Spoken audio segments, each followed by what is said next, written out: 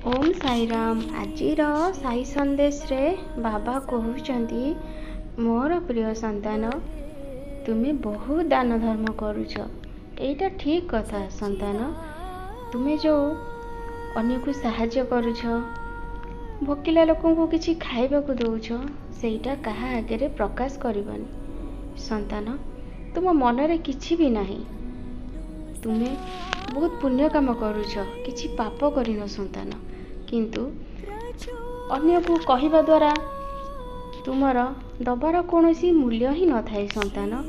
सेथिलागी सब बेले ए कथा को गुप्त रखिले बहुत भल, तुमर मंगल हेबो।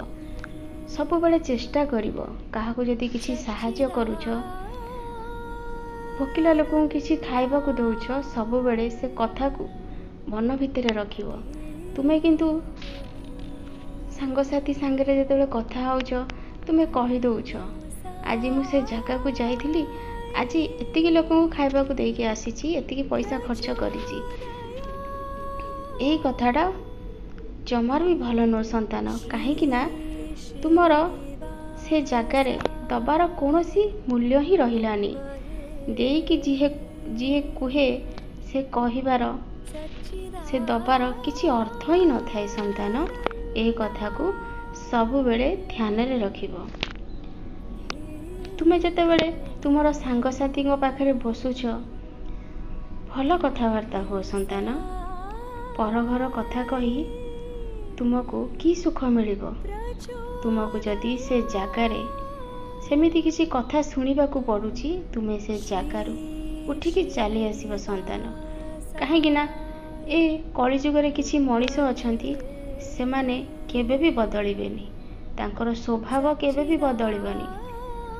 सेमाने जिते कष्ट रे थांतु, किंतु अन्य घरर कथा न कहिले न सुनिले तांकर भात ही हजम हबनी संतान।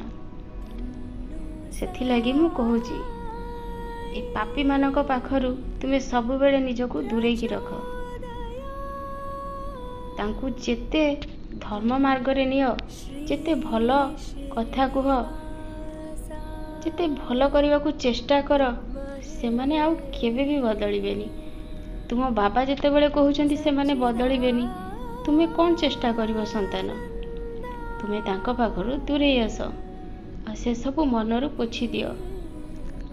तुमे केमिति आगो को जीव, तुमर भविष्य केमिति उज्जवलमय हेबो, तुमे सेही कथा चिंता कर संतान।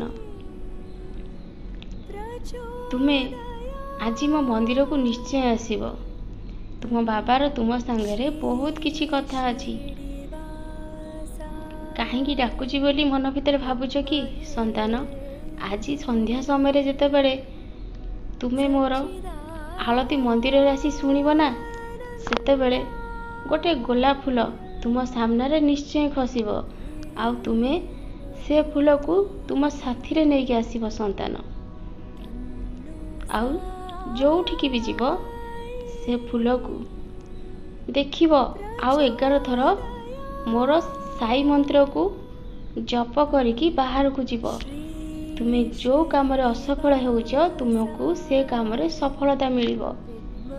सेथिलागी संतान, केबे निज को घृणा करनी।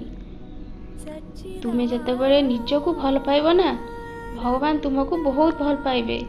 आउ तुमे दिन को दिन बहुत खुशी रे रहया को लागिबो संतान, सब बेले आनंद रे।